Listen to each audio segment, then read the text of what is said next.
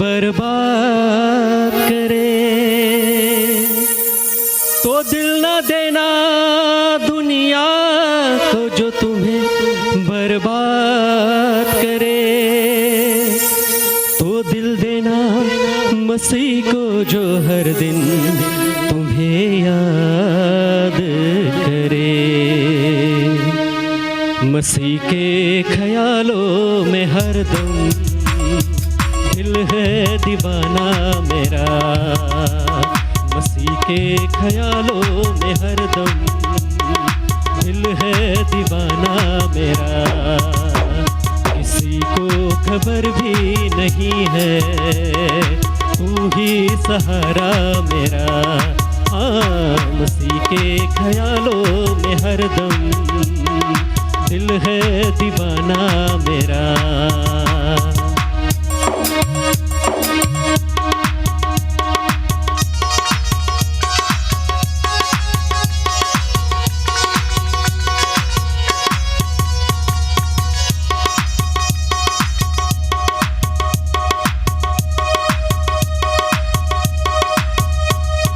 तुझसे हमारी मोहब्बत, तुझसे हमारा है नाता, तुझसे हमारी मोहब्बत, तुझसे हमारा है नाता, तुझसे हमारा है नाता।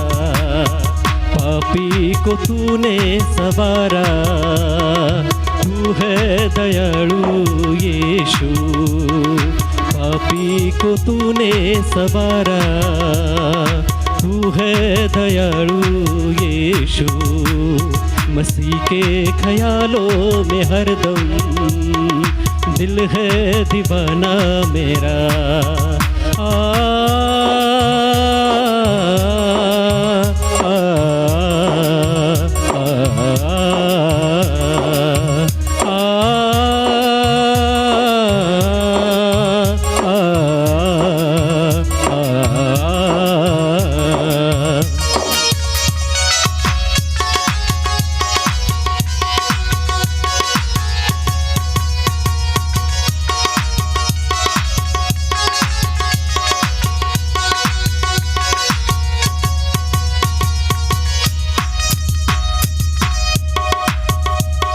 मसीहा मेरा हो गया है, जहाँ में मुझे क्या कमी है।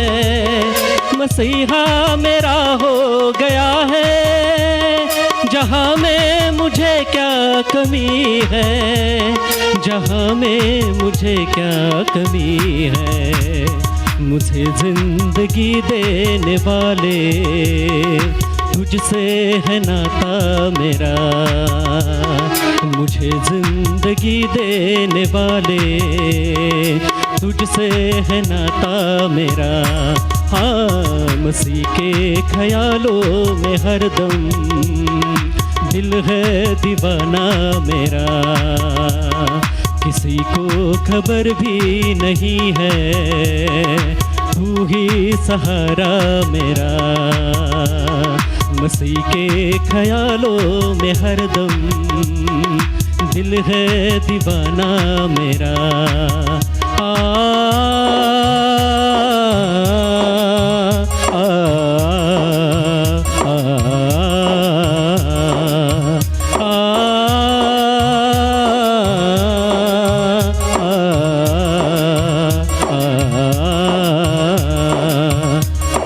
मसीहा मेरा हो गया है।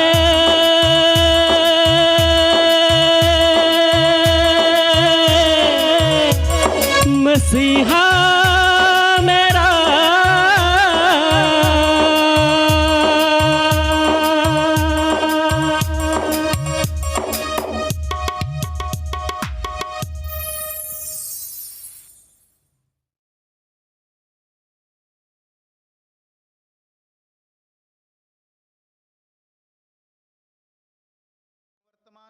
याचा 17वा अध्याय 1 ते 19 ही वचनं यावेळेस आपण वाचून पाहूया। पुरुष मंडळीमधून कोणीतरी वाचावा अशी विनंती आहे। त्यानंतर दुसरा जो शास्त्रभाग आहे एपिस्करास पत्र याचा 4था अध्याय 1 पासून 16 पर्यंतची वचनं महिला मंडळीमधून कोणीतरी वाचावा अशी विनंती आहे। योहान 17 1 ते 19 आणि एपिस्करास पत्र याचा 4था अध्याय 1 ते 16।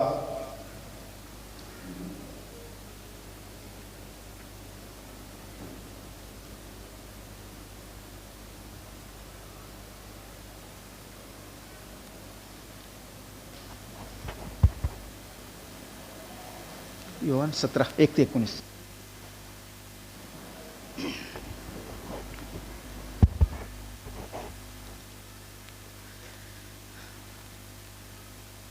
परमेश्वराच्या उपकारस्तुतीसाठी योहान याचा 17वा अध्याय 1 ते 19 ही वचने आपण वाचून पाहूया। येशूची प्रार्थना। या गोष्टी बोलल्यावर येशूवर आकाशाकडे दृष्टी लावून म्हणाला, हे माझ्या बाप्पा, वेळ आली आहे, पुत्राने तुझे गौरव करावे म्हणून तू आपल्या पुत्राचे गौरव कर।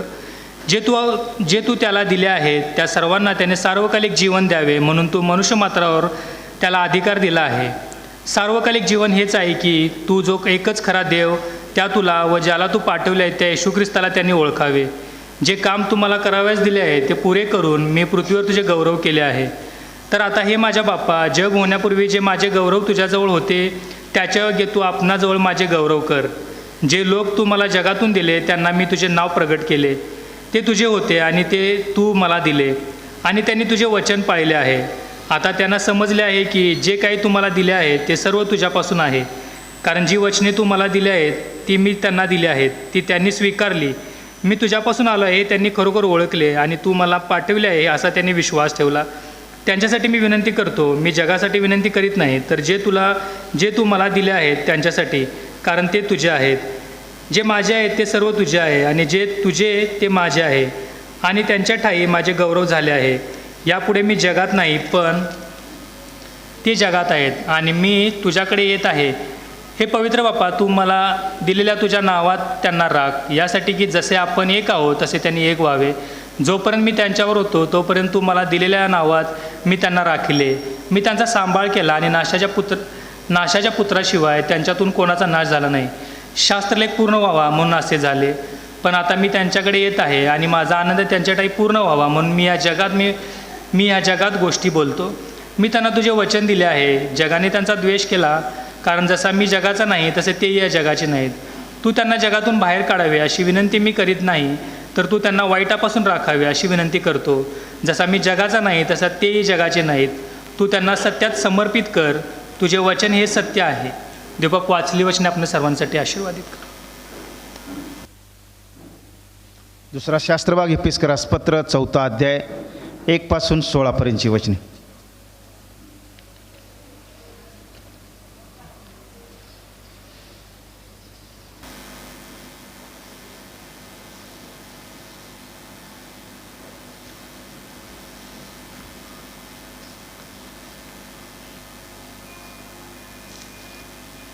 एपिस्करास पत्र याचा 4था अध्याय 1 ते 16 वचन आपण वाचून पाहूया।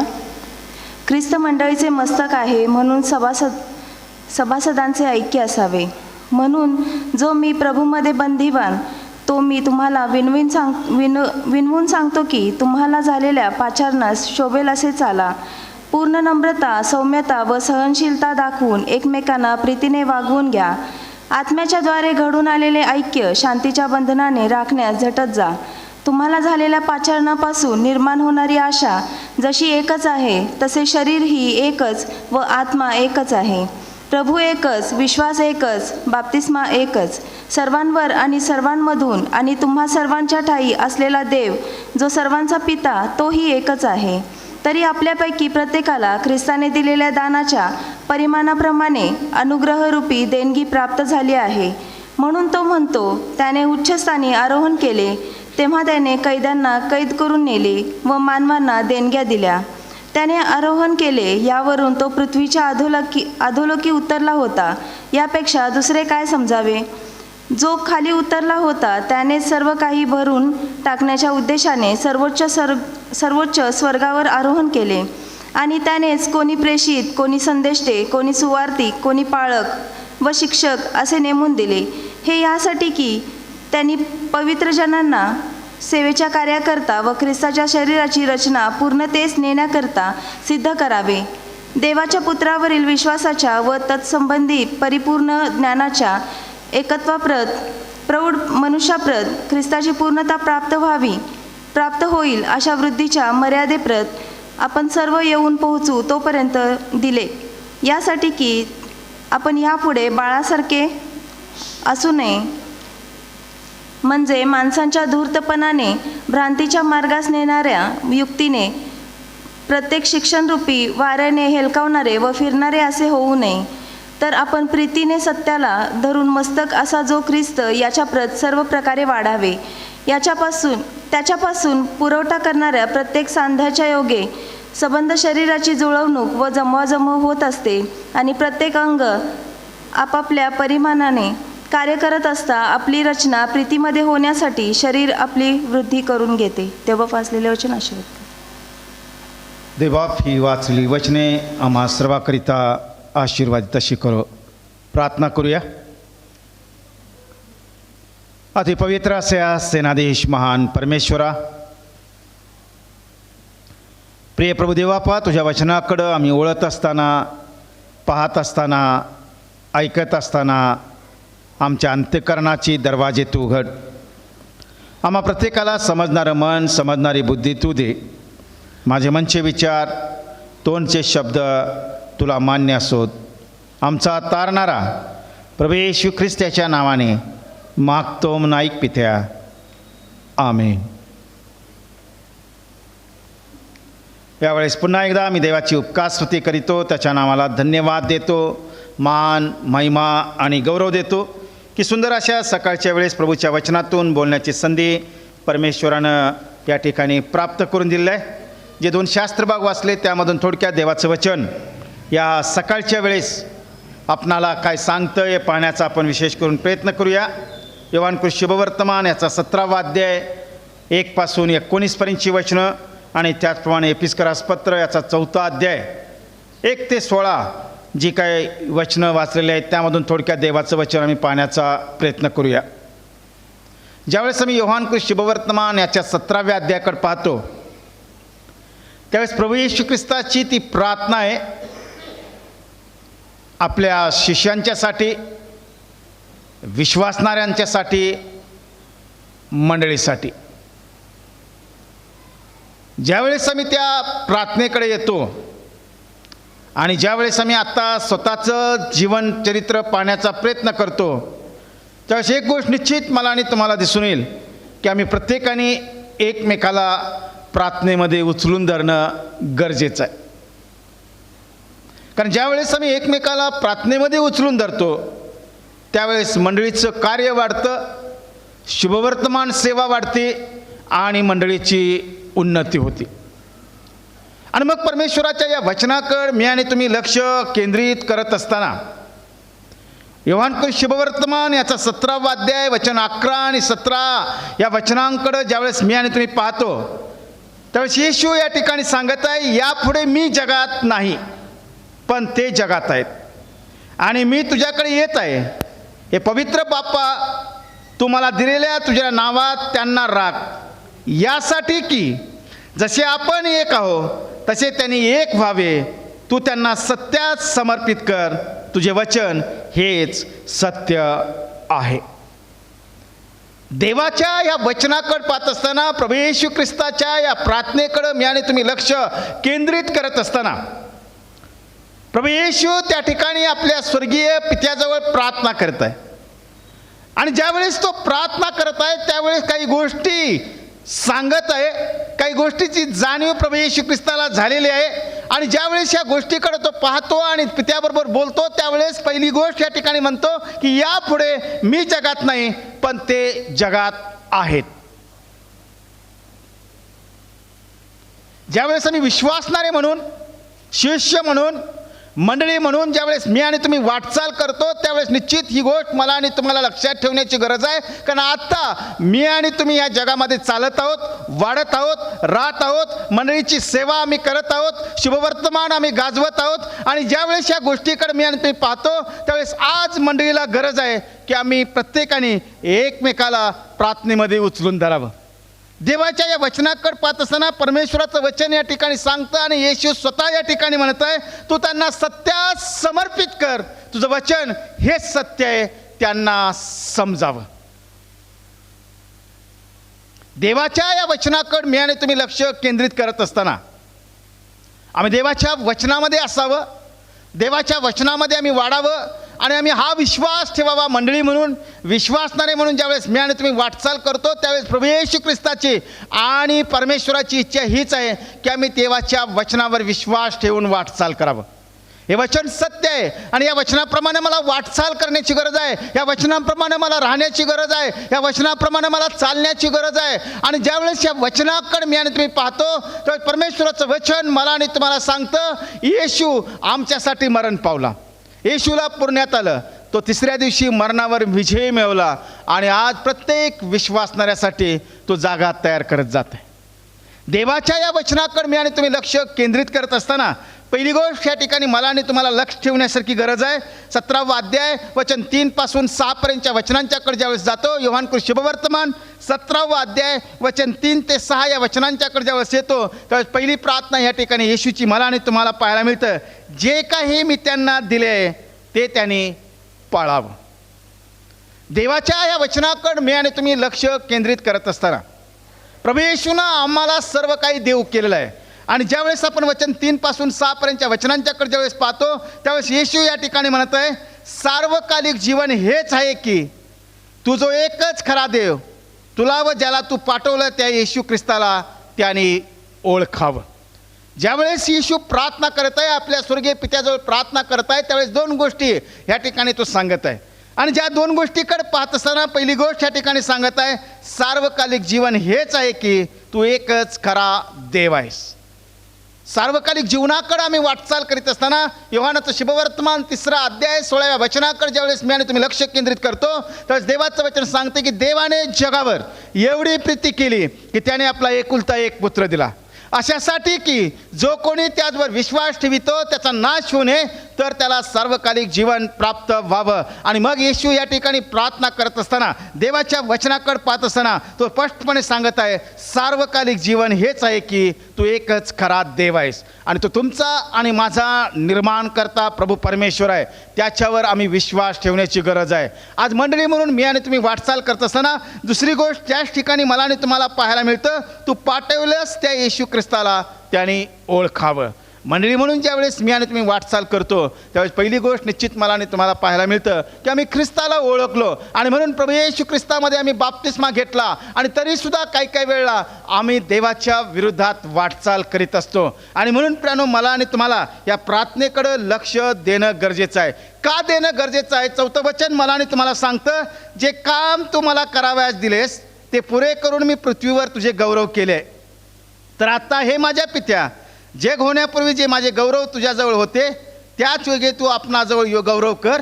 जे लोक तू मला जगात दिलेस त्यांना मी तुझे नाव प्रगट केले व तुझे हात होते आणि तू मला दिले आहेस आणि तुझे वचन त्यांनी पाळले आहेत. आणि मग देव या ठिकाणी सांगत असताना प्रभू येशू ख्रिस्ताच्या या प्रार्थनेकडे मी आणि तुम्ही लक्ष केंद्रित करत असताना देवाचं वचन सांगतं, जे लोक तू मला जगातून दिले त्यांना मी तुझे नाव प्रगट केले आहे. आणि मग देवाचं वचन स्पष्ट सांगतं, येशूनं आपल्या स्वर्गीय पित्याचं नाव माझ्यासाठी आणि तुमच्यासाठी प्रगट केलेलं आहे. आणि म्हणून देव तुमचा आणि माझा निर्माण करताय. आणि ज्यावेळेस देव माझा आणि तुमचा निर्माण करताय त्यावेळेस देवाचं वचन मला आणि तुम्हाला सांगतं, जे काही त्याने मला दिलेलं आहे ते पाळावं. आणि मग काय दिलेलं आहे तर तुमचा आणि माझा तारणारा प्रभू येशू ख्रिस्त माझ्यासाठी आणि तुमच्यासाठी दिलेला आहे. आणि मग येशूच्या पुनरुत्थानानंतर येशूच्या स्वर्गराज्याकडे ज्यावेळेस आम्ही पाहतो त्यावेळेस देवाचं वचन सांगतं की तुम्ही जाऊन संपूर्ण सृष्टीला सुवार्तेची घोषणा करा, त्या शिष्य करा, त्यास पित्याच्या, पुत्राच्या, पवित्र आत्म्याच्या नावाने बाप्तिस्मा द्या. आणि मग ही आज्ञा मंडळी म्हणून प्रभू परमेश्वरानं मला आणि तुम्हाला दिलेलं आहे. आणि म्हणून प्रियानो, मी आणि तुम्ही देवाच्या वचनावर विश्वास ठेवत असताना निश्चित ह्या गोष्टीचा विचार मला आणि तुम्हाला करणं गरजेचं आहे. ती आज्ञा मला आणि तुम्हाला पाळणं गरजेचं आहे. का पाळणं गरजेचं आहे? कारण ही येशूची इच्छा आहे. का पाळणं गरजेचं आहे? कारण ही स्वर्गीय पित्याची इच्छा आहे. कारण देवाचं वचन सांगतं 6वं वचन, जे लोक तू मला दिलेस त्यांना मी तुझे नाव प्रगट केले आहे. पुढं देवाचं वचन सांगते ते तुझे होते आणि तू मला दिले आणि त्याने तुझे वचन पाळले आहेस. आणि मग परमेश्वराचं वचन मला आणि तुम्हाला सांगतं की त्या वचनाप्रमाणे आम्ही वाटचाल करणं गरजेचं आहे. त्या वचनाप्रमाणे मला आणि तुम्हाला राहणं गरजेचं आहे. आणि म्हणून पहिली गोष्ट मला आणि तुम्हाला लक्षात ठेवण्याची गरज आहे की जे काही परमेश्वरानं मला आणि तुम्हाला दिलेलं आहे त्या आज्ञा मला आणि तुम्हाला पाळण्याची गरज आहे. दुसरी प्रार्थना या ठिकाणी मला आणि तुम्हाला दिसून येते. परमेश्वराच्या या वचनाकडे मी आणि तुम्ही लक्ष केंद्रित करत असताना 17वा अध्याय वचन 6 ते 11 या वचनांच्याकडे ज्यावेळेस मी आणि तुम्ही पाहतो त्यावेळेस दुसरी प्रार्थना मला आणि तुम्हाला पाहायला मिळतं की येशू या ठिकाणी प्रार्थना करत असताना सांगत आहे, तू त्यांना एक कर.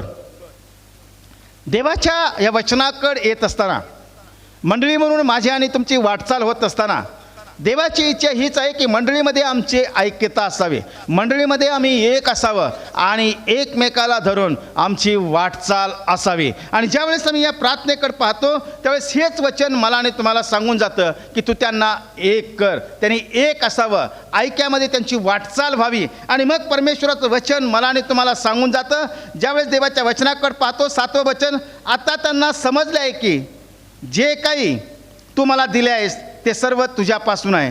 कारण जी वचने तू मला दिलीस ती मी त्यांना दिली आहे, ती त्यांनी स्वीकारली.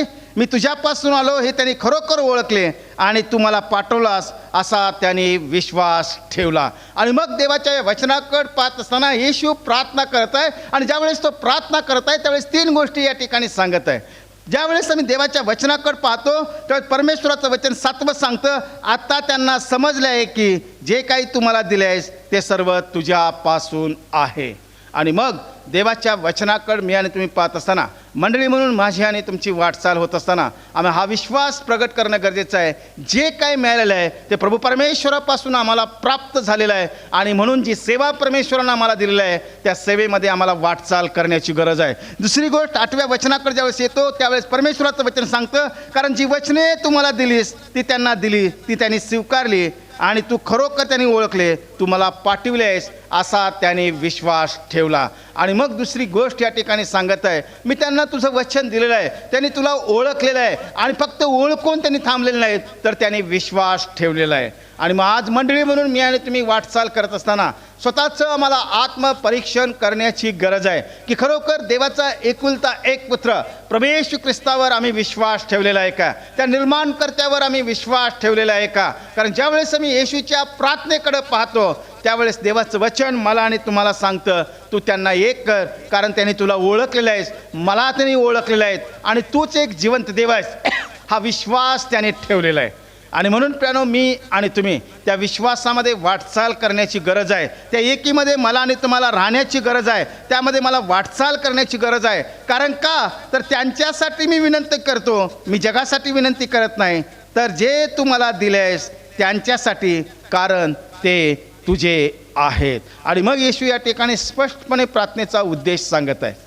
मी का प्रार्थना करत आहे, मी तुझ्याजवळ का विनंती करत आहे, कारण जे लोक मला तू दिलेले आहे, ज्या लोकांनी तुझ्यावर विश्वास ठेवलेला आहे, त्यांच्यासाठी मी प्रार्थना करत आहे. मी जगासाठी प्रार्थना करीत नाही. आणि म्हणून प्रियानो, मी आणि तुम्ही निश्चितच ह्या गोष्टीचा विचार मला आणि तुम्हाला करणं गरजेचं आहे. आणि म्हणून मंडळी म्हणून वाटचाल करत असताना आम्ही प्रत्येकाने एकमेकाला प्रार्थनेमध्ये उचलून धरणं गरजेचं आहे. जेव्हा आम्ही आमच्या लोकांसाठी प्रार्थना करतो, आम्ही आमच्या मंडळीसाठी प्रार्थना करतो, त्यावेळेस ती प्रार्थना फार प्रबळ होऊन जाते. आणि मग येशूने ही प्रार्थना मला आणि तुम्हाला शिकवलेलं आहे की आम्ही कशा प्रकारे प्रार्थना करावी, आम्ही कशा प्रकारे एकमेकाला प्रार्थनेमध्ये उचलून धरावं आणि आम्ही प्रत्येकजण एकमेकासाठी सहाय्य करावं. कारण 10वं वचन मला आणि तुम्हाला सांगतं, जे माझे ते सर्व तुझे आहे आणि जे तुझे ते माझे आहे आणि त्यांच्या ठायी माझे गौरव झाले. यापुढे मी जगात नाही पण ते जगात आहेत आणि मी तुझ्याकडे येत आहे. हे पवित्र पित्या, तू मला दिलेल्या तुझ्या नावात त्यांना राख, यासाठी की जसे आपण एक आहोत तसे त्यांनी एक व्हावे. आणि मग ह्या ठिकाणी प्रार्थनेचा उद्देश येशू स्पष्टपणे सांगत आहे की ज्याप्रमाणे ते जगाचे नाहीत, ज्याप्रमाणे मी जगाचा नाही, त्याप्रमाणे तेही जगाचे नाहीत. आणि म्हणून मी तुला प्रार्थना करत आहे, म्हणून मी तुझ्याजवळ विनंती करत आहे की तू त्यांना एक कर, त्यांनी एकतेमध्ये असावं, त्यांची एकती वाटचाल करावी. कारण का तर देवाचं वचन सांगतं, यापुढे मी जगात नाही. आणि मग आज येशू त्याच्या आत्म्याद्वारे माझ्याबरोबर आणि तुमच्याबरोबर आहे. आणि म्हणून मंडळी म्हणून वाटचाल करत असताना या गोष्टीचा विचार मला आणि तुम्हाला करणं गरजेचं आहे आणि आमच्यामध्ये ऐक्यता किंवा एकी असणं गरजेचं आहे. तिसरी गोष्ट ह्या ठिकाणी मला आणि तुम्हाला पाहायला मिळतं, प्रार्थनेकडे ज्यावेळेस मी आणि तुम्ही विचार करतो, योहानाचं शुभवर्तमान 17वा अध्याय वचन 13 पासून 18 पर्यंतच्या वचनांच्याकडे ज्यावेळेस आम्ही लक्ष केंद्रित करतो, त्यावेळेस देवाचं वचन मला आणि तुम्हाला सांगतं की आम्ही पवित्र असावं. प्रार्थना करत असताना, मंडळी म्हणून वाटचाल करत असताना, विश्वासणारे म्हणून मी आणि तुम्ही वाटचाल करत असताना देवाची इच्छा ही आहे की आम्ही पवित्र असावं. कारण आम्ही त्याच्या एकुलत्या एक पुत्रावर विश्वास ठेवला, त्या निर्माणकर्त्यावर आम्ही विश्वास ठेवला. आणि मग देवाचं वचन सांगते की तू त्यांना सत्यात समर्पित कर, जसे ते जगाचे नाहीत तसे. आणि म्हणून मी आणि तुम्ही देवाच्या वचनावर विश्वास ठेवत असताना ही गोष्ट लक्षात ठेवणं गरजेचं आहे की आम्ही जगापासून वेगळे आहोत. कारण परमेश्वराचं वचन मला आणि तुम्हाला सांगते की आम्हाला देवानं निवडलेलं आहे, आम्हाला देवानं वेगळं केलेलं आहे, आम्हाला देवानं पवित्रीकरणासाठी पाचारण केलेलं आहे. आणि म्हणून मी आणि तुम्ही ख्रिस्ती जीवन जगत असताना, मंडळी म्हणून जगत असताना ह्या गोष्टीचाही विचार मला आणि तुम्हाला करणं गरजेचं आहे. देवाच्या या वचनाकडे पाहत असताना परमेश्वराचं वचन सांगतं, पण आत्ता मी तुझ्याकडे येत आहे आणि माझा आनंद त्यांच्या ठायी परिपूर्ण व्हावा म्हणून मी जगात या गोष्टी बोलतो. आणि मग येशू या ठिकाणी प्रार्थनेचा उद्देश सांगत आहे. आणि ज्यावेळेस तो उद्देश सांगत आहे, प्रार्थना करत आहे, आपल्या स्वर्गीय पित्याजवळ प्रार्थना करत आहे, त्यावेळेस तो स्पष्टपणे सांगत आहे, माझा आनंद परिपूर्ण व्हावा म्हणून या गोष्टी मी जगात सांगितलेल्या आहेत, म्हणून मी या गोष्टी तुला सांगत आहे. आणि मी आज या लेकरांना, या विश्वासणाऱ्यांना तुझ्या हातामध्ये सोपवून देत आहे, म्हणून तू त्यांना सत्यात समर्पित कर. आणि मग देवाच्या या वचनाकडे मी आणि तुम्ही पाहत असताना परमेश्वराचं वचन मला आणि तुम्हाला सांगतं, मी त्यांना तुझे वचन दिले आहे. येशू या ठिकाणी प्रार्थना करताना स्पष्टपणे सांगत आहे, जे काही तुझ्यापासून मला प्राप्त झालेलं आहे, जे काही तुझं वचन मला प्राप्त झालेलं आहे, मी त्यांच्यापर्यंत पोहोचवलेलं आहे, मी त्यांना कळवलेलं आहे. आणि मग आज आम्ही आमच्या वाडवडिलांच्याकडे ज्यावेळेस बघतो त्यावेळेस हीच गोष्ट मला आणि तुम्हाला दिसून येते. त्यांना ख्रिस्त कळाला, त्यांनी ख्रिस्तावर विश्वास ठेवले आणि आज मी आणि तुम्ही ख्रिस्तावर विश्वास ठेवून मंडळी ह्या दृष्टिकोनातून माझी आणि तुमची वाटचाल होत आहे. आणि मग परमेश्वराचं वचन मला आणि तुम्हाला हेच सांगून जात आहे, कारण जसा मी जगाचा नाही तसे हेही जगाचे नाहीत. कारण जगाने त्याचा द्वेष केलेला आहे. आणि ख्रिस्ती जीवनाकडे वाटचाल करत असताना प्रियानो, या गोष्टीला मला आणि तुम्हाला सुद्धा सामोरे जावं लागत आहे. आणि मग परमेश्वराचं वचनच मला आणि तुम्हाला सांगतं, आम्ही जगापासून वेगळे आहोत. का आम्ही जगापासून वेगळे आहोत? कारण आम्हाला पवित्रीकरणासाठी पाचारण केलेलं आहे, ख्रिस्ताचे लेकरू म्हणून आम्हाला पाचारण केलेलं आहे. आणि म्हणून मी आणि तुम्ही देवाचा आभार, देवाच्या नावाला धन्यवाद देणं गरजेचं आहे. आणि मग येशू या ठिकाणी म्हणत आहे, तू त्यांना सत्यात समर्पित कर, तुझं वचन हेच सत्य आहे हे त्यांना समजावं. आणि म्हणून प्रियानो, मी आणि तुम्ही पवित्रीकरणामध्ये वाटचाल करण्याची गरज आहे. कारण ज्यावेळेस आम्ही तारण पावलेले लोक म्हणून, विश्वासणारे लोक म्हणून, मंडळी म्हणून ज्यावेळेस माझ्याने तुमची वाटचाल होती, त्यावेळेस देवाची इच्छा आहे की आमचं पवित्रीकरण व्हावं, आम्ही पवित्रीकरणामध्ये वाढावं. कारण प्रभूचं वचन मला आणि तुम्हाला सांगतं, ज्यावेळेस आम्ही परमेश्वराकडे पाहतो आणि मग देवाचं वचन मोशेला प्राप्त झालं की मी तुमचा देव पवित्र आहे म्हणून तुम्ही पवित्र असावं. प्रत्येक गोष्टीमध्ये माझी आणि तुमची पवित्रता असणं गरजेचं आहे. देवाला आम्ही सामोरं जाणं गरजेचं आहे. आणि म्हणून या ठिकाणी देवाचं वचन सांगतं की आम्ही पवित्र असावं म्हणून परमेश्वरानं मला आणि तुम्हाला पाचारण केलेलं आहे. चौथी गोष्ट या ठिकाणी मला आणि तुम्हाला पाहायला मिळते, देवाच्या वचनाकडे मी आणि तुम्ही लक्ष केंद्रित करत असताना योहान शुभवर्तमान 17 अध्याय 24 ते 26 वचनांच्याकडे ज्यावेळेस येतो, त्यावेळेस देवाचं वचन मला आणि तुम्हाला सांगतं, मी जेथे आहे तेथे तेही असावेत.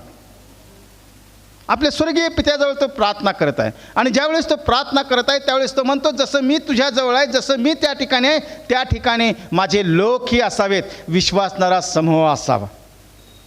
देवाच्या या वचनाकडे मी आणि तुम्ही पाहत असताना येशू या ठिकाणी प्रार्थना करत असताना 3 गोष्टी सांगत आहे असं चित्र मला आणि तुम्हाला दिसून येतं. परमेश्वराच्या या वचनाकडे पाहत असताना, हे माझ्या बापा, माझी अशी इच्छा आहे की तू जे मला दिले आहेत त्यांनी जेथे मी आहे तेथे माझ्याजवळ असावे.